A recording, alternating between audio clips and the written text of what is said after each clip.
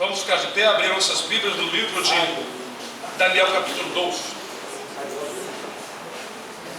Daniel, capítulo 12. Depois do livro de Ezequiel.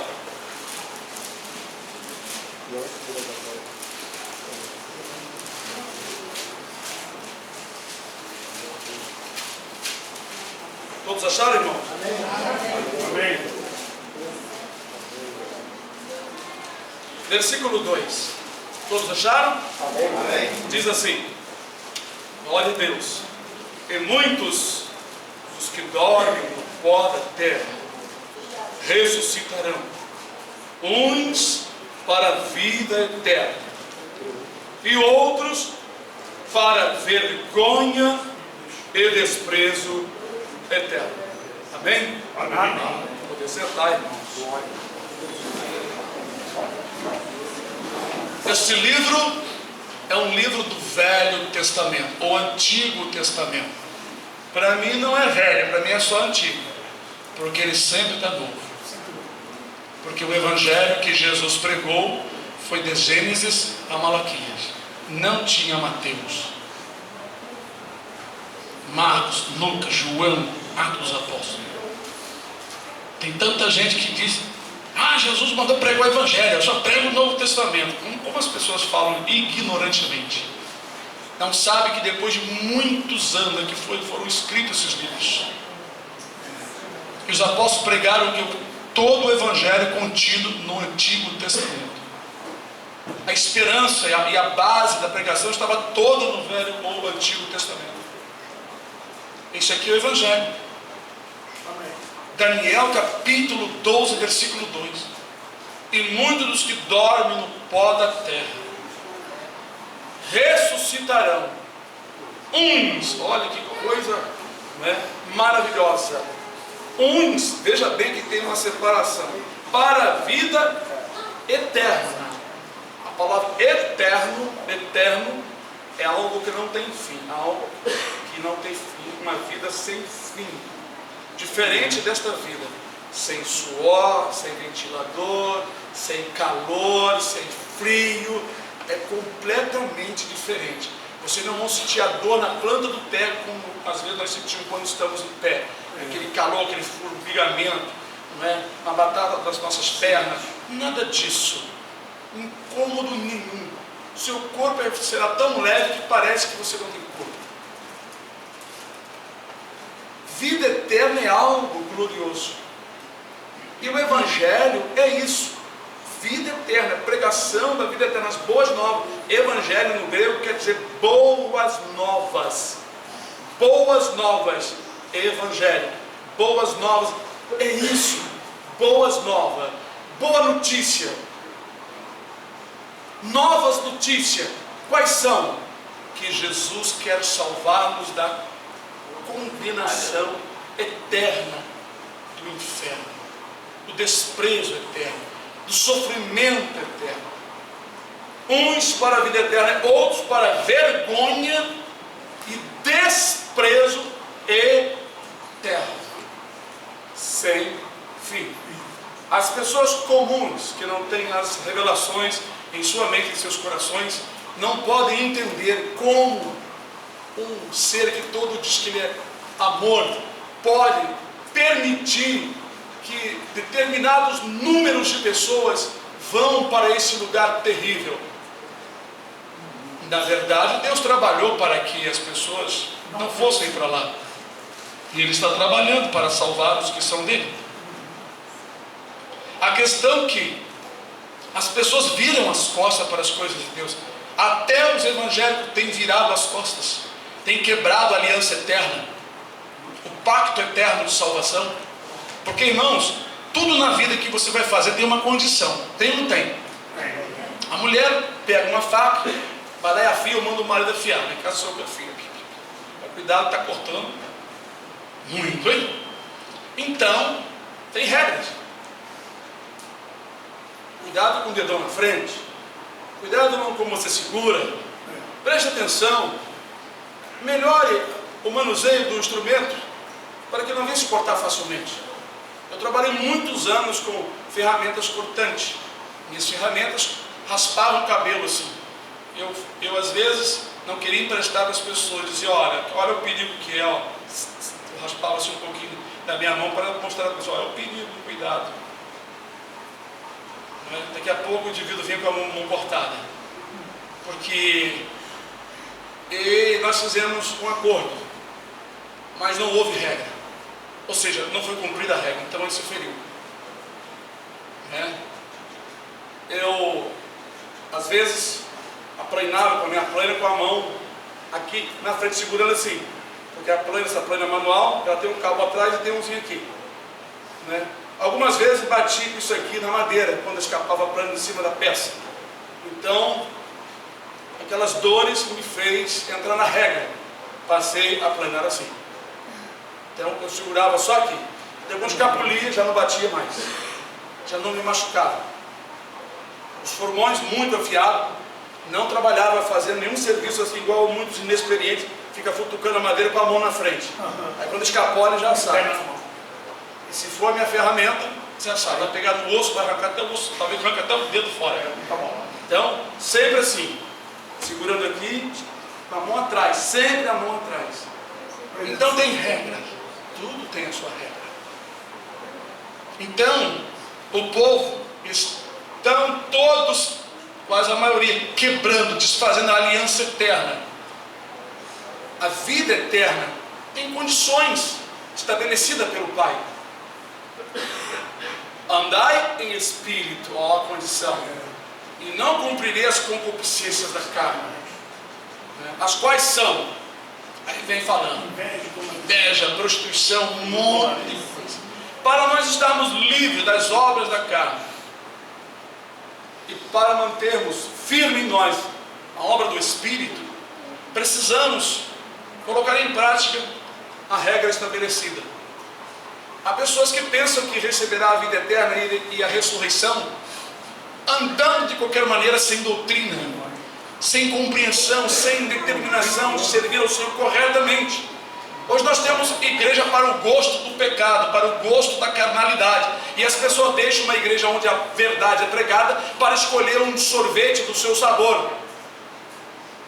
Nós temos que nos converter e voltar para a palavra, porque se o povo evangélico estivesse voltado verdadeiramente para a santa palavra, como ela é, nem ia precisar de tantos pastores, nem de tantas cores de bandeiras de denominação. Ora, nós encontramos irmãos de diversas denominações que não estão mais com o sistema no seu coração, antes estão voltados para a palavra. Amém. Estes, em comunhão com a verdade e com o Espírito, estão fazendo parte da verdadeira igreja do Senhor Jesus. Amém. E a verdadeira igreja do Senhor Jesus aqui na terra é aquela que está unida à palavra. A Assembleia, a congregação cristã, a adventista do sétimo dia, eles dizem, esta é a igreja de Deus. A igreja de Deus é aquela que está unida a Cristo, a palavra, a verdade. Não adianta eu colocar em pauta uma doutrina que a igreja tanto preza e deixar tantas outras coisas de lado, achando que não tem importância. Estão entendendo, irmãos? Amém. Que tristeza do dia da ressurreição. Nós temos que pregar a ressurreição, pregar sobre o dia do juízo. O evangelho é isto: sair desse costume religioso, pregando bênção e vitória para servir de isca, para chamar uma igreja para minha igreja ou para tua igreja. Temos que parar com isso. Isso tem sido abominável ao Senhor. Nós temos que pregar a Jesus Cristo. Amém. Ele cura sim, ele batiza, ele salva de muitos problemas, mas o teor da mensagem, observe se os discípulos pregavam o evangelho igual o povo prega hoje, os evangélicos pregam hoje. Não. Leiam as cartas, vejam como eles pregavam. Eles falavam da ressurreição de Cristo, da renúncia do pecado, do arrependimento e o livramento de Deus pelo perdão dos pecados do inferno. A base era esta. Depois ensinavam as pessoas como tinham que se comportar diante de Deus para alcançarem a vida eterna. mostrando às pessoas que o mais importante não é esta vida. Veja as mensagens de Jesus. Vê se ele pregava a bondade. Olha, eu curo, eu faço o cego ver. Ele pregava o reino dos céus, fazia constante comparações sobre o reino. A coisa mais gloriosa, mais gostosa é o reino dos céus, onde não haverá velho, ninguém com problema de coluna, ninguém com osso quebrando, porque o nosso corpo será imortal. Teremos um corpo imortal, mais poderoso que os demônios, igual os anjos, limpos. Seremos purificados da mancha da carne de nosso pai Adão. Aleluia, glória a Deus. O reino dos céus, precisamos levar a esperança das pessoas a uma vida eterna, dizer para ele que existe um mundo glorioso, existe sim um paraíso, o país da paz, um lugar de paz eterna. Aleluia. Para que as pessoas não fiquem com esperança aqui. Quantas pessoas estão se destruindo porque almeja melhorar aqui, almeja, por exemplo, ficar novinho em folha. Ai, quem me dera meus 15 anos. Eu digo, quem me dera se eu já estivesse com 70 na hora de partir 80, já quase fechando os olhos, quem me dera. Ou quem me dera se eu já estivesse lá. Amém. Mas o Senhor me deu uma coisa ainda muito gloriosa que hoje eu valorizo muito. Eu acho mais importante é estar aqui para pregar o Evangelho para as pessoas. Cada vez que alguém diz para mim, pastor, a partir daquele dia que o Senhor conversou comigo, minha vida mudou. Estou colocando em prática isso, estou tomando posição definida diante de Deus. Ótimo, aleluia, Senhor, oh, maravilha. Eis-me aqui, Senhor. Quero ser gastado, se deixar ser desgastado. Aleluia. Quero ficar, Senhor, mais tempo, então, para alcançar meus irmãos que ainda estão do lado de fora, Senhor, para eles também receber a ressurreição da vida eterna. Aleluia. Glória a Deus. Aleluia. Que coisa maravilhosa. Glória a Jesus. Poder ouvir isso de alguém, meus irmãos. Alguém que está ouvindo os irmãos. Alguém que ouviu os irmãos e agora está diferente, está servindo ao Senhor, está com mais paz, está com mais segurança, está com mais esperança, a fé redobrou. Graças ao Senhor Jesus. Aí você pensa, irmão pensa, irmã pensa, Senhor, precisamos ficar mais tempo, tem mais alma para nós resgatarmos. Amém. Louvado seja o nome do Senhor. Abra conosco também, aleluia, no livro de 1 Coríntios. Glória a Deus.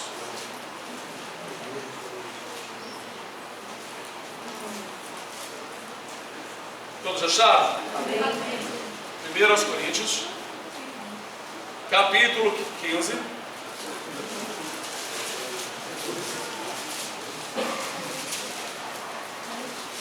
Todos acharam? Amém. Versículo 20.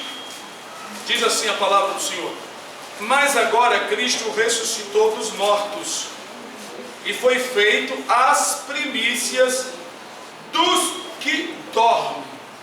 Veja que a palavra está no plural, não diz ele foi feito a primícia. E foi feito, Jesus foi feito as primícias.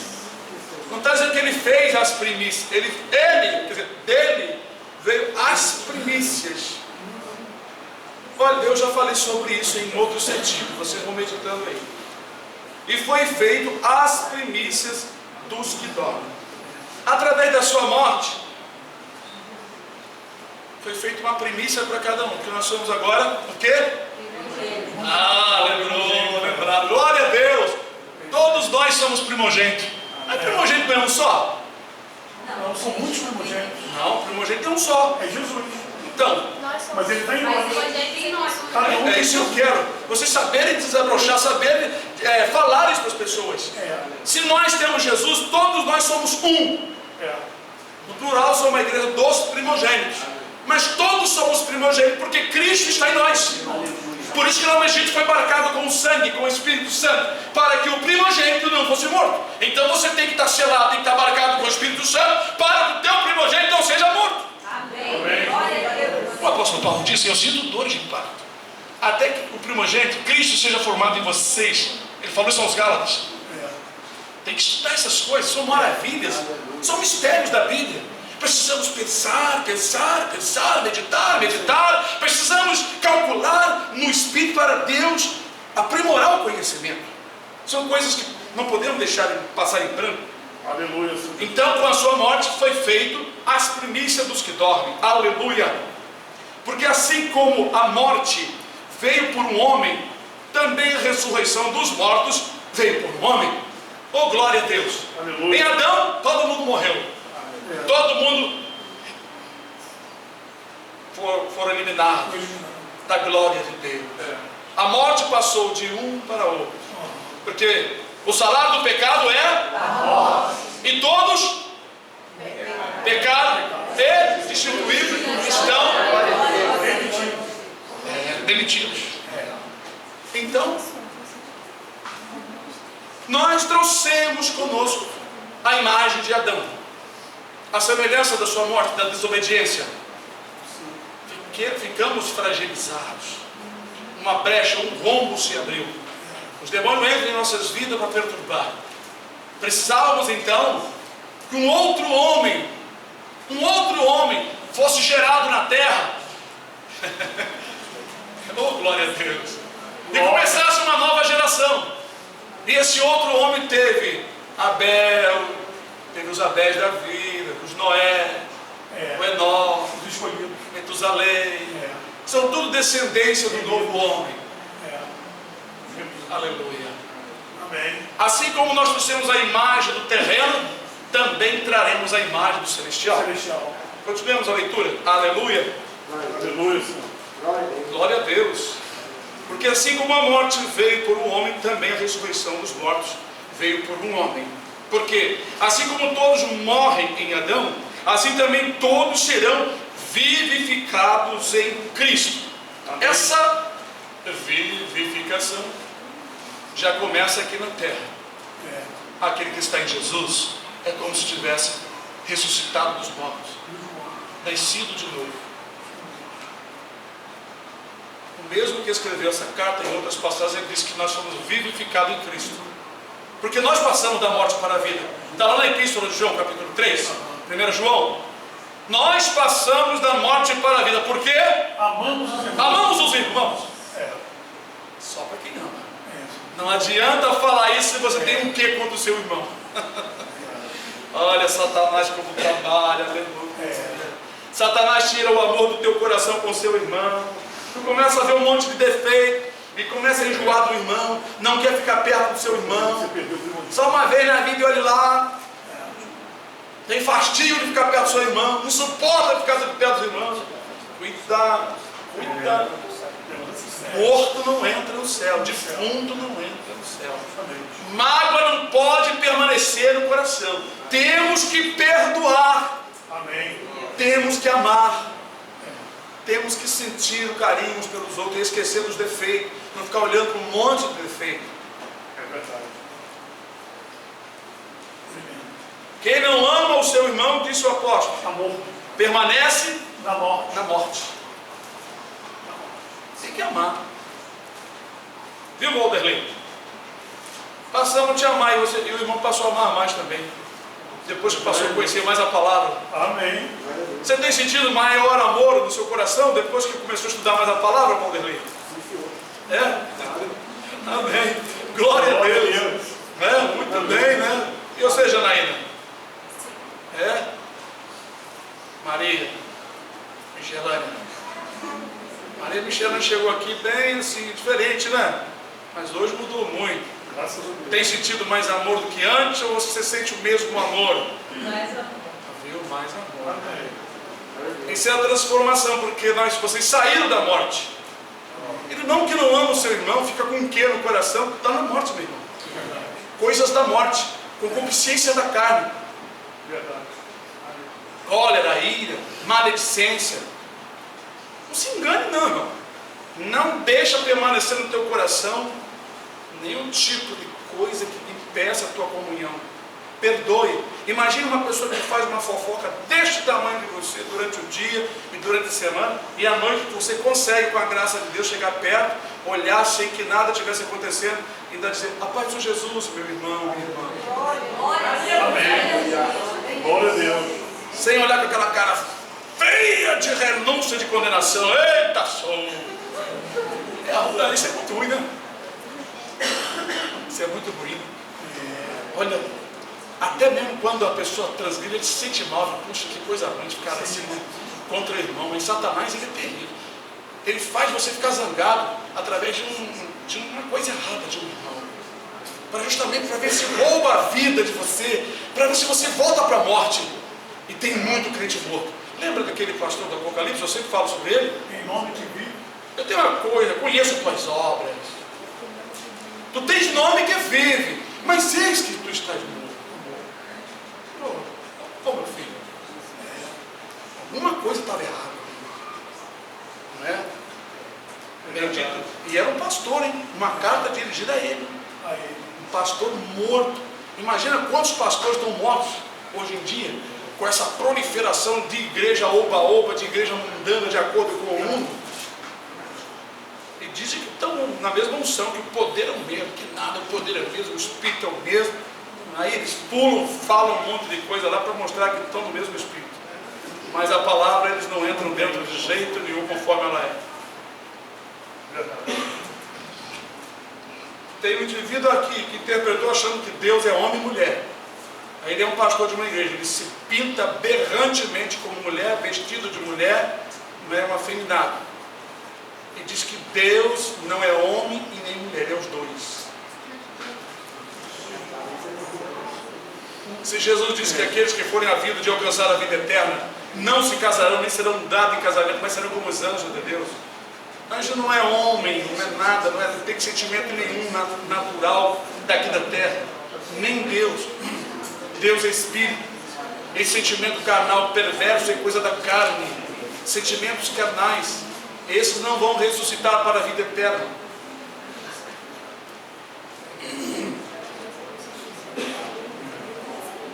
(verso 23) Mas cada um por sua ordem. Cristo, as primícias, depois os que são de Cristo na sua vinda. Você sabe, Cristo as primícias é aqueles que já foram, né? Que estão em Cristo. Vão ressuscitar primeiro, não é isso? Depois nós que ficamos vivos para a sua vinda. Vamos ser arrebatados e encontrar com os ressuscitados juntos e ao mesmo tempo encontrar com Jesus. Eles não vão encontrar com Jesus primeiro não, viu, irmãos? Não tem essa doutrina escrita não. Eles vão ser ressuscitados e nós juntamente com eles vamos encontrar com Cristo nos ares. Quando vocês lerem, vocês prestem atenção, para depois ficar afirmando e passar vergonha diante do pastor. O pastor quando erra, eu peço perdão na hora, desculpa aí. Mas tem irmão que fica com dificuldade, né? 24. Depois virá o fim, quando tiver entregado o reino a Deus, ao Pai, e quando houver aniquilado todo o império, e toda a potestade e força. Vocês sabem que Jesus disse que recebeu todo o poder no céu e na terra, não é? Mas como entender isso aqui? Ele disse que vai vir um fim, depois virá o fim, quando tiver entregado o reino a Deus, ao Pai. Veja que Jesus, ele é sujeito ao Pai. Tem gente que diz: Jesus é o próprio Pai. Eu não sei tanta ignorância das pessoas para entender isso. Não tem a revelação do Espírito? Claro que Jesus e o Pai são um. Nós em Cristo somos quanto, irmão? Somos um. Somos Uma um. unidade. Eu e os irmãos, eu e as irmãs somos um. Né, irmã Janaína? Teu Deus será o meu Deus. Isso. Meu povo é meu povo. Uma aliança. Tu deitar, eu também vou me deitar. Glória a Deus. Quando for sepultado, também serei sepultado. Nós somos iguais. Iguaizinho. Porque um membro tem igual cuidado do outro, porque estão todos no corpo só. Somos muitos, em particular, mas no mesmo Espírito nós somos um. Jesus pediu isso: Pai, que eles sejam um, como nós somos um. Amém. Mas então tem uma tarefa: enquanto o tempo determinado pelo Pai de existência da terra e seres humanos na terra, aparentemente parece que o inimigo está triunfando, mas não, ele apenas completará os seus pecados. Os demônios vão completar os seus pecados, e os perdidos vão completar os seus pecados até o tempo determinado. Quando terminar, então o Senhor toma tudo, o reino, não é? Acabou, bom, agora acabou a festa. O dono da festa é Jesus. Amém. Quando acabar, quem está lá fazendo a festa, ele pode parar, desliga som, desliga tudo, acabou. Retirem todo mundo. Glória a Deus. Limpe o local. Glória a Jesus. Que agora eu vou julgar. Glória a Jesus. Assim que é. Amém. Então, o Pai está aguardando o tempo estabelecido pelo seu próprio poder. Jesus disse isso. Não vos pertence saber os tempos e as estações que o Pai estabeleceu pelo seu próprio poder. Que maravilha! Nós estamos falando de um Deus grandioso, não é de caixinha de fósforo, não, irmão. Olha para o infinito, veja na internet o infinito, as fotos, não é? Que aquele telescópio Hubble tirou do infinito, e nós olhando, pensando, meu Deus, o Senhor fez tudo isso. Quem é esse Deus que eu digo que sirvo? Quem é esse ser todo-poderoso? Eu sou uma coisa minúscula, a Terra é uma coisa tão minúscula que ela desaparece do espaço, tão pequena que é essa Terra.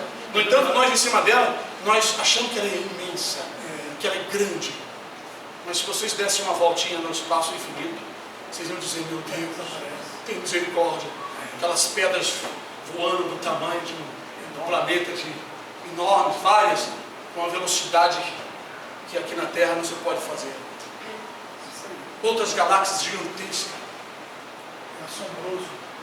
Não tem fim, o homem com seus aparatos de visão não consegue chegar a um fim, não consegue detectar nenhuma parede, nem esse negócio que vira cidade celestial. Isso é mentira. Não acreditem nisso não, irmão. Deus pode mostrar em visão. Agora que foi filmada a cidade celestial, né, a pessoa vira assim, talvez uma estrela, um planeta assim, com um aspecto de brilho de cristal. A cidade santa. As pessoas querem que as profecias se cumpram, para que as pessoas acreditem. Irmão, não vamos inventar a história.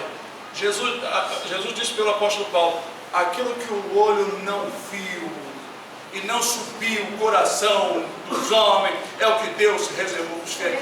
Se não subiu, não vai subir aqui para o olho humano. Então como que o olho humano está vendo?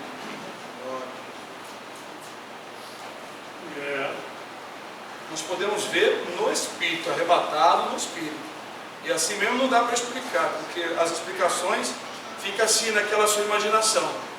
O ouro da cidade é como vidro transparente. Você já viu um ouro igual vidro transparente? Quem já viu aí? Nunca. Então como é que você pode comparar? Teu olho nunca viu. Você imagina. Tu não sabe como é. Tu imagina. Eu imagino, mas eu não sei como é. Então, é algo que Deus pode te mostrar num arrebatamento de sentido, de espírito, mas você não consegue explicar perfeitamente, porque você não pode dizer assim, sabe aquela joia que tem naquela vitrine lá na rua tal, no centro do Rio de Janeiro, ou lá em São Paulo, ou lá em Madrid, onde eu estive quando fui viajar, tem uma joia lá que passa até na televisão, é igual aquilo ali. Não tem, na Terra não tem. Se não tem, eu não posso comparar. Então é como o olho não viu. Glória a Deus. Aleluia. Louvado seja o nome do Senhor. Glória a Deus. Então, irmãos, como está escrito, depois virá o fim, quando tiver entregado o reino a Deus. Jesus vai entregar o reinado ao Pai. E quando houver aniquilado todo o império e toda a potestade e força, porque convém que reine até que haja posto todos os inimigos debaixo de seus pés. Glória a Deus. Ora, o último inimigo que há de ser aniquilado é a morte. Vocês sabem quando será essa aniquilação da morte? Juízo final. No dia do juízo final. O que vai acontecer? A morte e o inferno serão lançados no lago que arde com fogo e enxofre, e serão atormentados para todo sempre. Como Jesus disse na sua mensagem pública, que naquele dia ele vai dizer: vinde benditos de meu Pai, possui por herança o reino que vos está preparado desde a fundação. E ele vai falando, aí no finalzinho diz, não é, que muitos ressuscitarão. Ele fala, citando o que está escrito em Daniel. Jesus citou. Deve ter até uma referência de Daniel para um dos evangelhos, Jesus citando. Uns ressuscitarão para desprezo e vergonha eterna, e outros para a vida eterna. Então, sobre esse assunto de inferno, de ressurreição, é largamente falado nos 4 evangelhos, no livro do Apocalipse, no Velho Testamento.